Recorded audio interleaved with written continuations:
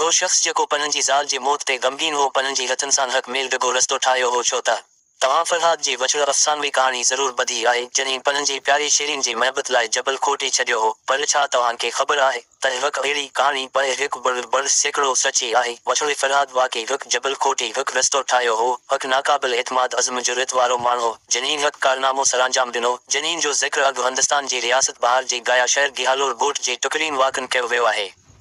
मिलंदा हुआ मांझी सिर्फ़ हिकु हथियार छनी सां जबल खे टोड़णु शुरू कयो त जीअं आटरी वज़ीरगंज वारी इलाइक़ी शामिल थी वञे। ॿ सालनि ताईं अकेली सर जबल खे टोड़ींदो रहियो।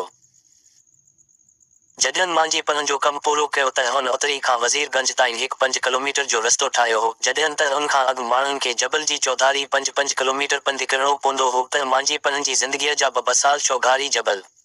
हीअ हिकु जज़्बाती कहाणी आहे। वचड़ 1959 जी ॻाल्हि आहे त मांझी जी ज़ाल फलगनी बीमार थी पई पर वेझी डॉक्टर जी सहूलत 7 किलोमीटर परे हाई रस्तो ॾखीन जिबलनि मां हो। मांझी जी ज़ाल डॉक्टर ताईं पहुचण खां अॻु ई फ़ौत थी वई पर उन वक़्तु हुन वाइदो कयो त उहो पंहिंजी ॻोठ जे माण्हुनि जी ज़िंदगी खे आसान बणाई हिकु रोड ठाही जेको कुझु मिंटनि तबी सहूलत ताईं पहुचे। हुन आतरी वज़ीरगंज जी विच पथरनि जी जिबलनि खे हथरादो छनी सां टोड़णु शुरू कयो। आख़िर वज़ीरगंज पहुचण लाइ जिबलनि मां 2 फुट वेकिरो रस्तो कटियो।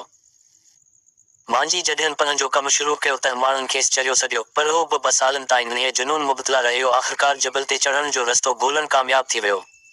हुन 1962 खां 1982 जी विच इहो कमु मुकमिल कयो।